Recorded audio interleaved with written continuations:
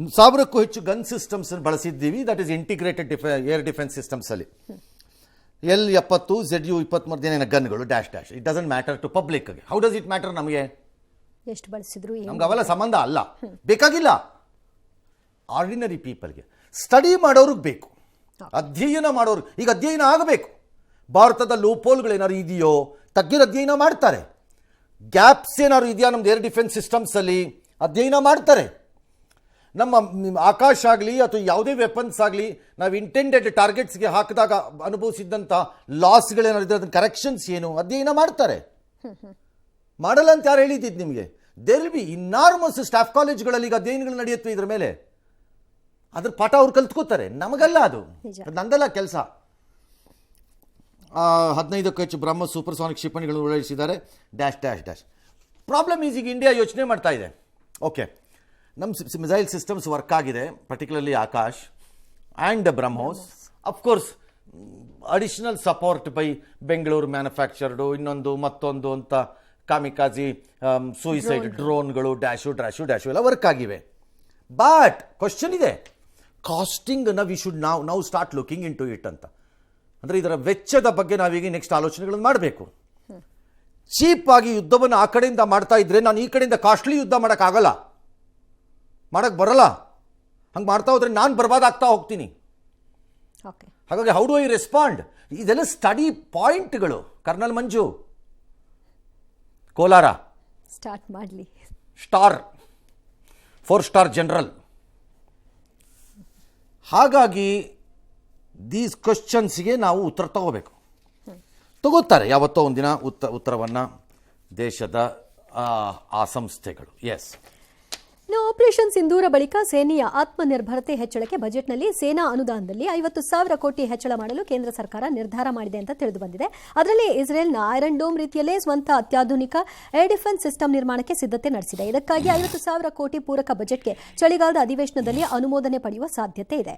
ಇನ್ನು ವಿಶೇಷ ಅಧಿವೇಶನ ಬದಲಿಗೆ ಜುಲೈನಲ್ಲೇ ಆರಂಭವಾಗಲಿರುವ ಮುಂಗಾರು ಅಧಿವೇಶನದಲ್ಲೇ ಸರ್ಕಾರ ಸಂಪೂರ್ಣ ವಿವರ ನೀಡುವ ಲೆಕ್ಕಾಚಾರ ಹೊಂದಿದೆ ಅಂತ ತಿಳಿದು ಬಂದಿದೆ. ಈ ಮಧ್ಯೆ ಭಯೋತ್ಪಾದನೆಯ ವಿರುದ್ಧ ರಾಜತಾಂತ್ರಿಕ ಅಭಿಯಾನವನ್ನು ಆರಂಭಿಸ್ತಾ ಇರುವ ಸರ್ಕಾರ ಪಾಕ್ ಉಗ್ರರ ನಂಟನ್ನ ಬಹಿರಂಗಪಡಿಸಲು ವಿದೇಶಕ್ಕೆ ಶಶಿ ತರೂರ್ ನೇತೃತ್ವದಲ್ಲಿ ಸರ್ವಪಕ್ಷ ಸಂಸದರ ನಿಯೋಗ ಕಳಿಸ್ತಾ ಇದೆ. ಈ ನಿಯೋಗ ಅಮೆರಿಕ, ಇಂಗ್ಲೆಂಡ್, ಯುರೋಪ್ ರಾಷ್ಟ್ರಗಳಿಗೆ ಭೇಟಿ ನೀಡಿ ವಿವರಣೆಯನ್ನು ನೀಡಿ ಬೆಂಬಲವನ್ನು ಕೋರಲಿದೆ. ಈ ಮಧ್ಯೆ ಪಾಶ್ಚಿಮಾತ್ಯ ರಾಷ್ಟ್ರಗಳಿಂದ ಚೀನಾ ಹಾಗೂ ಭಾರತದ ಮೇಲೆ ಕಣ್ಣಿಟ್ಟು ಬಿಕ್ಕಟ್ಟು ಎದುರಾದ ಪ್ರಮುಖ ಪಾತ್ರ ವಹಿಸಲು ಬಯಸುತ್ತೇವೆ ಅಂತ ರಷ್ಯಾ ವಿದೇಶಾಂಗ ಸಚಿವ ಸರ್ಜೆ ಲಾವ್ರೋವ್ ಹೇಳಿಕೆ ಕೊಟ್ಟಿದ್ದಾರೆ.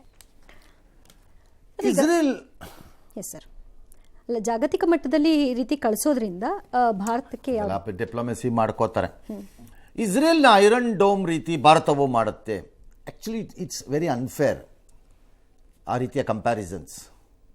ಆ್ಯಪಲ್ ಟು ಆ್ಯಪಲ್, ಸೇಬಿಗೆ ಸೇಬನ್ನು ಹೋಲಿಸಬೇಕು, ಸೇಬಿಗೆ ತಂದು ದ್ರಾಕ್ಷಿ ಹೋಲಿಸಬಾರ್ದು. ಇಸ್ರೇಲ್ನ ಐರನ್ ಡೋಮ್ ಸಿಸ್ಟಮ್ ಮತ್ತು ಅಲ್ಲಿರಬಹುದಾದ ಸರ್ಕಮ್ಸ್ಟೆನ್ಸಸ್ಸು ಮತ್ತು ಅದರ ರಿಕ್ವೈರ್ಮೆಂಟ್ಸು, ಅನಿವಾರ್ಯತೆಗಳು ಮತ್ತು ಅವಶ್ಯಕತೆಗಳಿಗೂ ಭಾರತಕ್ಕೂ ವ್ಯತ್ಯಾಸ. 1000 ಗಟ್ಟಲೆ ಕಿಲೋಮೀಟರ್ಗಳಿವೆ ನಮ್ಮದು ಗಡಿ. ತಮಾಷೆ ಅಲ್ಲ ಇದು, ಆಟಗಳಲ್ಲ ಇವೆಲ್ಲ. 30-40 ಸೈಟು. ಕರ್ನಲ್ ಮಂಜು, ಇವು ಕ್ರಿಯೇಟ್ ಮಾಡೋ 30-40ನಲ್ಲಿ 1 ಫೀಟ್ ಬಂದರೆ ಜಗಳ ಆಗಲ್ವೇನಪ್ಪ? ಹಾಗೆ ಇದು 1000 ಕಿಲೋಮೀಟರ್ಗಳು ಗಟ್ಟಲೆ ಇದೆ. It's not easy. Okay, plane land ಆಯಿತು ಅಂತ ಇಟ್ಕೊಳ್ಳೋಣ, ಬೇರೆ ಕತೆ. ಬೆಟ್ಟಗಳು, ಗುಡ್ಡಗಳು, ಸಮುದ್ರ, ನದಿಗಳು, ಕಂಡ ರೀತಿಯ ಭೂಪ್ರದೇಶಗಳಿವೆ, ಅರಣ್ಯ, ಏನು ಡೆಸರ್ಟು ಇದು ಇದೆ, ಮರುಭೂಮಿಗಳು ಎಲ್ಲ ಇದೆ. It's not easy. ಅದಕ್ಕೊಂದು ಬಹಳ ದೀರ್ಘಕಾಲದಿಂದ ಭಾರತ ಇದನ್ನು ಮಾಡ್ಕೊಂಡು ಬರೋಕ್ಕೆ ಟ್ರೈ ಮಾಡ್ತಾ ಇದೆ. ಈ ಸರಿ ಇಂಟಿಗ್ರೇಟೆಡ್ ಡಿಫೆನ್ಸ್ ಸಿಸ್ಟಮ್ಸ್ ವರ್ಕ್ ಆಗಿದೆ ಅಂತ ಹೇಳ್ತಿದ್ದಾರೆ. ವರ್ಕ್ ಆಗಿರೋದು ಕಾಣಿಸ್ತಾ ಇದೆ ನಮಗೆ. ಹಾಗಾಗಿ ಸುಮ್ಮನೆ ಅಲ್ಲೆಲ್ಲಿಗೋ ಕಂಪೇರ್ ಮಾಡೋದಲ್ಲ, ಬುರ್ರೆ ಬಿಟ್ಕೊಂಡು ಬರೀ ಇದೊಂದು ರೋಗ ನಮ್ಮವ್ರುಗಳಿಗೆ. ಅದಾದ ತಕ್ಷಣ ಅಲ್ಲಿ ಕಂಪೇರ್ ಮಾಡಿಬಿಡೋದು. ಏನೋ ಭಾರತದ ಲೆಕ್ಕಾಚಾರಗಳು ಏನೋ ಒಂದು ಇದೆ. ಏರ್ ಮಾಡ್ಕೋತಾರೆ, 50,000 ಕೋಟಿ ತೊಗೋತಾರೆ. 50,000 ಅಲ್ಲ, 5 ಲಕ್ಷ ಕೋಟಿ ಆದರೂ ಕೊಡಬೇಕು, ಬಾಯಿ ಮುಚ್ಚಿಕೊಂಡು, ಬೇರೆ ದಾರಿ ಇಲ್ಲ. ಯಾಕೆ ಕೊಡಬೇಕು? ಯಾಕೆ ಬೇಕು ಇವೆಲ್ಲ ನಮಗೆ? ಈಗ ನಡೆದಂತಹ ಮೊನ್ನೆಯ ಸೀಮಿತ ಆಪರೇಷನ್ಸ್ ಕಾರ್ಯಾಚರಣೆಯಲ್ಲಿ ನೀವೆಲ್ಲ ಭಾರತದಲ್ಲಿ ಅಥವಾ ನಮ್ಮ ಪಬ್ಲಿಕ್ ಟಿವಿ ಕರ್ನಾಟಕ ಕನ್ನಡ, ಆದ್ದರಿಂದ ನಮಗೆ ಹೊರಗಡೆ ಏನು ನಮಗೆ ಗೊತ್ತಿಲ್ಲಪ್ಪ, ನಾವು ಇಲ್ಲಿ ಹೇಳೋಣ. ನಮ್ಮ ಜನ ಏನು ಗಮನಿಸಿದ್ದೀವಿ? ನಮ್ಮ ಜೊತೆ ಯಾರು ನಿಂತ್ಕೊಂಡ್ರು? ಭಾರತದ ಜೊತೆ ಯಾರು ನಿಂತ್ಕೊಂಡ್ರು? ಯಾರು ಒಬ್ಬರು ಒಂಚೂರು ಯೋಚನೆ ಮಾಡ್ಕೊಂಡು ಹೇಳಿ ಉತ್ತರ, ನಿಮ್ಮ ಮನಸ್ಸೊಳಗಡೆ ಹೇಳ್ಕೊಳ್ಳಿ. ಯಾರು ನಿಂತರು ಭಾರತದ ಜೊತೆ? ಸಂಪೂರ್ಣವಾಗಿ ಶತಾಯ ಗತಾಯ ಸೂರ್ಯ ಚಂದ್ರ ಏನೇ ಬರದೇ ಇದ್ರು ಸರಿ, ನಾವು ಭಾರತದ ಜೊತೆ ನಿಲ್ತೀವಿ ಅಂತ ಯಾರು ಬಂದರು? ಯಾರೂ ಬರಲಿಲ್ಲ. ಅಮೇರಿಕ ತನ್ನ ಡ್ರಾಮಾ ಆಡ್ತು. ಹಲವು ದೇಶಗಳು ನಮ್ಮನ್ನು ಮಿತ್ರರು ಅಂತ ನಾವು ಅಂದ್ಕೊಂಡ್ರವರೆಲ್ಲ ಮೌನಕ್ಕೆ ಶರಣಾದರು. ಇನ್ನೊಂದಷ್ಟು ಜನ ಹಂಗೂ ಬೇಡ ಹಿಂಗೂ ಬೇಡ, ನಮಗೇನು ಗೊತ್ತೇ ಇಲ್ವಲ್ಲ, ಈ ನಮ್ಮ ಕೆಟ್ಟ ದುಷ್ಟ ಕಚಡ ರಾಜಕಾರಣಿಗಳ ಥರ ಸಿಕ್ಕಾಕೊಂಡಾಗ 6 ದಿನ ಮೀಡಿಯಾ ಕೈಲಿ ಸಿಕ್ಕಾಕೊಳ್ಳದೆ ಕಳ್ಳರ ಥರ ಓಡಾಡ್ತಾರಲ್ಲ, ಸೇಫಾಗಿ ಆ ಟೈಪ್ ಓಡಾಡ್ಕೊಂಡಿದ್ರು ಕೆಲವು ದೇಶಗಳು. ಯಾರು ಬಂದರು ನಮ್ಮ ಜೊತೆ? ವೆರಾಸ್ ದ್ರೋಹಿ, ಕುತಂತ್ರಿ, ಭಯೋತ್ಪಾದಕರನ್ನ ಪೋಷಿಸ್ಕೊತಾ ಬಂದಿರೋಂತಹ ಪಾಕಿಸ್ತಾನಕ್ಕೆ ಅವರವರ ಲೆಕ್ಕಾಚಾರಗಳ ಪ್ರಕಾರದಲ್ಲಿ ಹೇಗೆ ಸಪೋರ್ಟಿಗೆ ಬಂದರು? 1 ಕಂಟ್ರಿನೋ 2 ಕಂಟ್ರಿನೋ? ಚೈನಾ ಬಂತು, ಟರ್ಕಿ ಬಂತು, ಅಜರ್ಬೈಜಾನ್ ಬಂತು, ಅಟ್ಲೀಸ್ಟ್ ನೇರವಾಗಾದರೂ ಬಂದರು. ಸೌದಿ, ಕತರ್, ಈ ಗಲ್ಫ್ ಕಂಟ್ರಿಗಳಲ್ಲಿ ಕೆಲವ್ರನ್ನೆಲ್ಲ ಬಿಟ್ಬಿಡೋಣ ಬೇಕಾರೆ, ಅವರು ಏನು ಮಾಡಿದ್ರು ಹಿಂದ್ಗಡೆಯಿಂದ ಅದು ಬೇರೆ ವಿಚಾರ. ಯಾರು ಬಂದರು ನಮಗೆ? ಅಂದರೆ ಅರ್ಥ ಭಾರತ ತನ್ನ ಯುದ್ಧವನ್ನು ತಾನೇ ಮಾಡಬೇಕು ಭವಿಷ್ಯದಲ್ಲಿ. ಯಾರನ್ನೂ ನಂಬಕ್ಕಾಗಲ್ಲ, ಯಾರನ್ನೂ ನಂಬಕ್ಕಾಗಲ್ಲ. ನಾವು ಆಯಾ ದೇಶಗಳು ಅವ್ರವ್ರಿಗೆ ಅನುಕೂಲಕ್ಕೆ ತಕ್ಕಂತೆ ನಮ್ಮನ್ನು ಚಿವುಟ್ತಾರೆ, ಅಥವಾ ನಮಗೆ ಒಂದಷ್ಟನ್ನು ಏನಾದ್ರು ತರಲೆ ಮಾಡ್ತಾರೆ ಅಷ್ಟೇ ಬಂದು, ಅಥವಾ ಹೆಲ್ಪ್ ಮಾಡ್ತೀವಿ ನಾಟಕ. ಚೈನಾ ಕತ್ತರಿಸಬೇಕು ಅನ್ನೋ ಆಸೆಗೆ ಅಮೇರಿಕ ನಮಗೆ ಸಪೋರ್ಟ್ ಮಾಡಬೇಕಷ್ಟೇ, ಅದಷ್ಟೇ ಉಳ್ಕೊಂಡ್ರೋ ಆಸೆ, ಇನ್ನೇನು ಇಲ್ಲ ಅಲ್ಲಿ.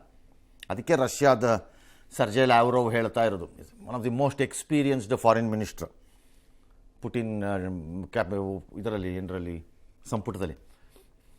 ಸರ್ಜೆ ಲ್ಯಾವ್ರೋವ್ ಹೇಳ್ತಿರೋದು, ವೆಸ್ಟರ್ನ್ ಕಂಟ್ರೀಸ್ಗೆ, ಪಾಶ್ಚಿಮಾತ್ಯ ರಾಷ್ಟ್ರಗಳಿಗೆ, ಅಮೆರಿಕಾನು ಸೇರಿ ಇನ್ಕ್ಲೂಡಿಂಗ್ ಯುರೋಪ್, ಚೈನಾ ಮತ್ತು ಭಾರತ ಬಡದಾಡಬೇಕು, ಬಡದಾಡಿದ್ರೆ ಲಾಭ. ಅಫ್ಕೋರ್ಸ್ ಅನ್ಫಾರ್ಚುನೇಟ್ಲಿ ಸಿಚುಯೇಷನ್ನು ಹಾಗೇ ಇದೆ, ನಾವೇನು ಮಾಡೋಕ್ಕಾಗ್ತಾ ಇಲ್ಲ. ಮೂಲತಃ ನಮಗೂ ಚೈನಾಗೂ ಬಹಳ ದೊಡ್ಡ ಸಮಸ್ಯೆಗಳಿಲ್ಲ, ಎಕ್ಸೆಪ್ಟ್ ಗಡಿ ಪ್ರದೇಶದ ಕೆಲವು ವಿಚಾರಗಳನ್ನು ಬಿಟ್ಟರೆ ಬಹಳ ದೊಡ್ಡ ಸಮಸ್ಯೆಗಳಿಲ್ಲ ನಮಗೆ. ಪಾಕಿಸ್ತಾನದ ರೀತಿ ಹಿಂದೂ ಮುಸ್ಲಿಂ ಅಂತನೋ, ನಮ್ಮದು ದೇಶ ಒಡೆದಿದ್ದು ಅಂತನೋ, ಮತ್ತೊಂದು ಮಗದೊಂದು 2 ಯುದ್ಧ ಮಾಡಿ ಹಿಂಗೆ ಆಗಿದೆ ಅಂತನೋ, ಅಲ್ಲಿಂದ ಅವರು ಭಯೋತ್ಪಾದಕನೇಂತೇನೆ ನಮ್ಗೆ ಇಲ್ಲಿ ಕಳಿಸ್ಕೊಟ್ಬಿಟ್ಟು ಜಮ್ಮು ಕಾಶ್ಮೀರದಿಂದ ಹಿಡಿದು ಚಾಮರಾಜನಗರದವರೆಗೂ ಕಾಟ ಕೊಡ್ತಾರೆ ಅಂತನೋ, ನಮಗೆ ಅವೆಲ್ಲ ಯಾವುದೂ ಇಲ್ಲ. But still Jio political reasons ನಾವು ಫೈಟಿಂಗಲ್ಲಿದ್ದೀವಿ, ಅದು ಅವ್ರಿಗೆ ಬೇಕು ಅಂತ ಸರ್ಜೆ ಲ್ಯಾವ್ರೋವ್ದು ಇದು ಒಂದು ವಾದ ಮಿಲಿಟರಿನಲ್ಲಿ. ಚೈನಾ, ಇಂಡಿಯಾ ಮತ್ತು ರಷ್ಯಾ ಒಂದಾದರೆ ಭಾಳ ದೇಶಗಳಿಗೆ ಉಲಗಾಳವಿಲ್ಲ ಅನ್ನೋದು ಒಂದು ವಾದ ಇದೆ, ಅದೊಂದು ವಾದ ಇದೆ. That's a different issue. ಅದು ಈ ವಾದಗಳನ್ನು ಚರ್ಚೆ ಮಾಡ್ಬೋದು ರಾಜಕಾರಣಿಗಳು, ಮಾಡಬಾರ್ದು ಅಂತಲ್ಲ. ನಾಟ್ ಕೋಲಾರ ಕರ್ನಲ್ ಅಲ್ಲ, ಬುರ್ರ ಬಿಟ್ಕೊಂಡು ಕೂತ್ಕೊಳ್ಳೋದು. ಹಾಗಾಗಿ ಟ್ರಮೆಂಡಸ್ಲಿ ಬದಲಾಗೋಗಿದೆ ಪ್ರಪಂಚ. ಅಮೆರಿಕಕ್ಕೆ ಚೈನಾನ ಕತ್ತರಿಸಬೇಕು. ಮುಂದಿನ ದಿನದಲ್ಲಿ ಯುದ್ಧ ಮುಂದುವರಿತು, ಆಪರೇಷನ್ ಸಿಂಧೂರ ನಿಂತಿಲ್ಲ ಅಂತ ಹೇಳಿದ್ದಾರೆ. ಓಕೆ, ಆಲ್ ರೈಟ್, ನಾಳೆ ಬೆಳಗ್ಗೆ ವಾಪಸ್ ರೀಸ್ಟಾರ್ಟ್ ಅಂತ ಇಟ್ಕೊಳ್ಳೋಣ. ಹೀಗಿರ್ಬೋದು ಯುದ್ಧ. ಒಂದು ಕಾಲದಲ್ಲಿ ಅಮೆರಿಕದಿಂದ 80% 90% ಶಸ್ತ್ರಾಸ್ತ್ರಗಳನ್ನು ಖರೀದಿ ಮಾಡಿಕೊಂಡು ಅಥವಾ ಪುಕ್ಕಟೆ ಇಸ್ಕೋತಾ ಇದ್ದಂಥ ಪಾಕಿಸ್ತಾನಕ್ಕೆ ಇವತ್ತು ಅದೇ 80% 85% ಶಸ್ತ್ರಾಸ್ತ್ರ ಕೊಡ್ತಿರೋದು ಚೈನಾ ಕೊಡ್ತಾ ಇದೆ. ಇನ್ನೊಂದು ಕಡೆ ಶೀತಲ ಸಮರ ನಡೀತಾ ಇದ್ದ ಸಂದರ್ಭದಲ್ಲಿ ರಷ್ಯಾ ಮತ್ತು ಅಮೆರಿಕ ಮಧ್ಯೆ, ಅವತ್ತಿನ USSR ಮಧ್ಯೆ ನಡೀತಿದ್ದಾಗ 80% 85% ಅಥವಾ 75% ಶಸ್ತ್ರಾಸ್ತ್ರವನ್ನು ರಷ್ಯಾದಿಂದ ಪಡೀತಾ ಇದ್ದಿದ್ದಂಥ ಭಾರತ ಇವತ್ತು 50% 60 30% ಮಾತ್ರ ಪಡೆಯುತ್ತೆ, 50-60% ಬೇರೆ ಕಡೆಯಿಂದ ತಗೊಳುತ್ತೆ, ವಿಚ್ ಈಸ್ ವೆಸ್ಟ್ರನ್.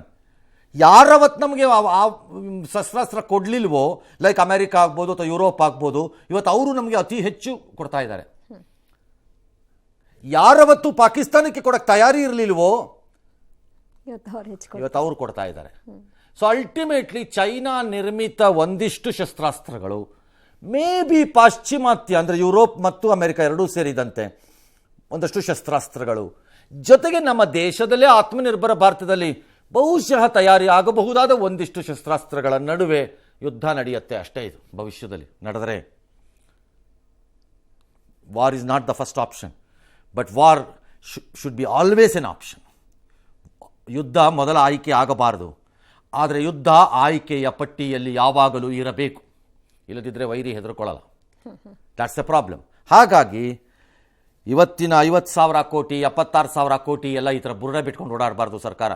5 ಲಕ್ಷ ಕೋಟಿನಾರು ಆಗಲಿ, ಕೀಪ್ ಆನ್ ಗೋಯಿಂಗ್. ನಾವೀಗ ಫೈಟರ್ ಜೆಟ್ಸ್ ಮ್ಯಾನುಫ್ಯಾಕ್ಚರ್ಲಿ ನಾವು ಹಿಂದಿದ್ದೀವಿ.